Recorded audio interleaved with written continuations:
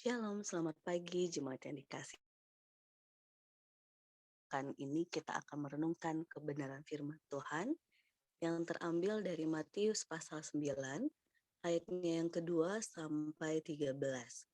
Matius pasal 9 ayatnya yang kedua sampai 13.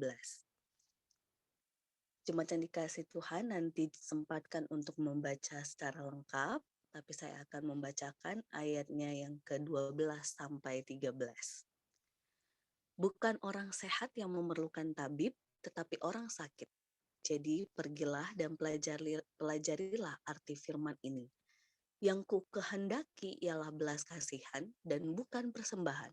Karena aku datang bukan untuk memanggil orang benar, melainkan orang berdosa. Jadi jemaat yang dikasih Tuhan, bagian ini menegaskan kepada orang Farisi saat itu yang melihat Yesus Kristus menyembuhkan orang lumpuh dengan cara mengatakan dosamu diampuni. Nah, dalam hal ini mereka heran dan marah begitu ya, seolah-olah menganggap Yesus sedang menghujat Allah.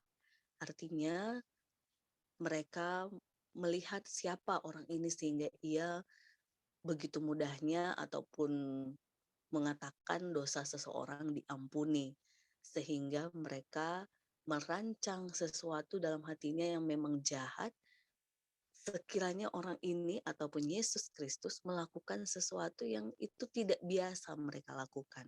Karena kita tahu biasanya orang-orang ahli Taurat, orang Farisi, imam begitu ya, mereka dengan detail menjabarkan kesalahan seseorang, menekankan dosa seseorang, tetapi sangat sulit untuk menyuarakan pengampunan Tuhan. Karena kita sendiri tahu bahwa mereka sangat-sangat sulit untuk merasakan kemurahan Tuhan, untuk menyuarakan kemurahan Tuhan, sehingga umat pada saat itu ditekan dengan segala bentuk ritual, bentuk aturan, sehingga mereka tertekan dengan dosa-dosa yang mereka miliki, begitu ya.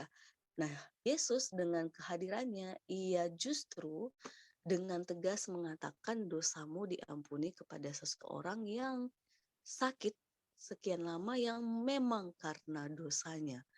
Nah, jemaat yang dikasih Tuhan, di sinilah Yesus berkata, mana yang lebih mudah berkata dosamu diampuni atau bangkitlah dan angkatlah sesuatu yang ada pada diri mereka. Jadi jemaat yang dikasih Tuhan, disinilah Yesus menegaskan dalam pelayanan, dalam dinamika kehidupan beriman yang dikehendaki Allah adalah belas kasihan, hati yang penuh kasih, hati yang senantiasa membawa kelegaan, hati yang senantiasa merangkul orang-orang, hati yang senantiasa menerima orang-orang di sekitar kita, sehingga mereka pun merasakan kemurahan hati Tuhan, merasakan kebaikan Tuhan, merasakan betapa Allah kita itu senantiasa memberikan kesempatan untuk kita memperoleh pengampunan. Dan di dalam hal ini, jemaat yang dikasihi Tuhan, sebenarnya kita sedang diteladankan oleh Tuhan untuk senantiasa dalam hati kita kasih yang menjadi penggerak, kasih yang menjadi penuntun, sehingga apapun yang kita lakukan, apapun yang kita hadapi dengan orang-orang di sekitar kita, rohnya adalah kasih, bukan iri, bukan kebencian, bukan dendam, bukan kejahatan, sehingga ketika orang di sekitar kita melakukan kesalahan, kita menegur, kita mengingatkan, semua dalam rangka kasih.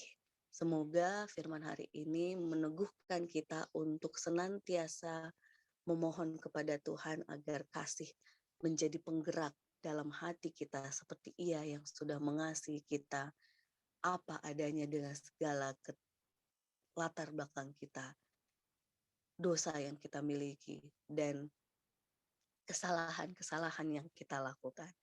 Tuhan memampukan kita, Tuhan menolong kita untuk memiliki hati yang berbelas kasih.